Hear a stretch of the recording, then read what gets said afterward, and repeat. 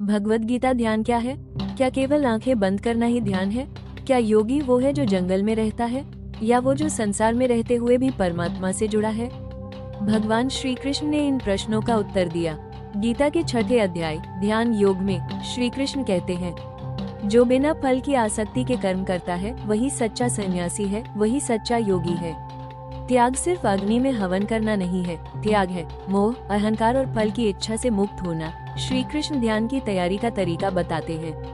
योगी को एकांत स्थान में स्वच्छ और स्थिर आसन पर बैठना चाहिए, न बहुत ऊंचा न बहुत नीचा।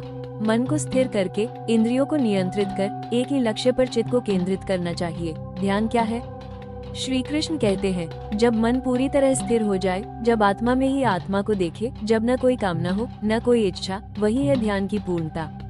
तब योगी परम आनंद को प्राप्त करता है जो नष्ट नहीं होता। श्री कृष्ण चेताते हैं, मन ही मनुष्य का मित्र है और वही उसका शत्रु भी।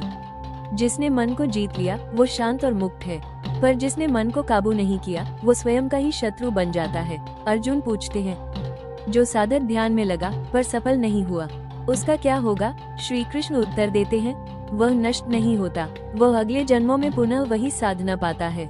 अंततः वो जन्मों के बाद भी मोक्ष को प्राप्त करता है। श्री कृष्ण अंत में कहते हैं, योगियों में भी जो श्रद्धा पूर्वक मेरी भक्ति करता है, जो मन से, आत्मा से, प्रेम से मुझसे जुड़ा है, वही सबसे श्रेष्ठ योगी है। ध्यान कोई क्रिया नहीं, ध्यान है आत्मा से परमात्मा की यात्रा। श्री कृष्ण के अनुसार सच्चा योगी वो है जो संसार में रहते हुए भी परम में स्थित रहता है। यही है ध्यान योग, गीता का 6ठा अध्याय। क्या आप सच्चे योगी बनना चाहते हैं? तो इस ज्ञान को जीवन में उतारिए।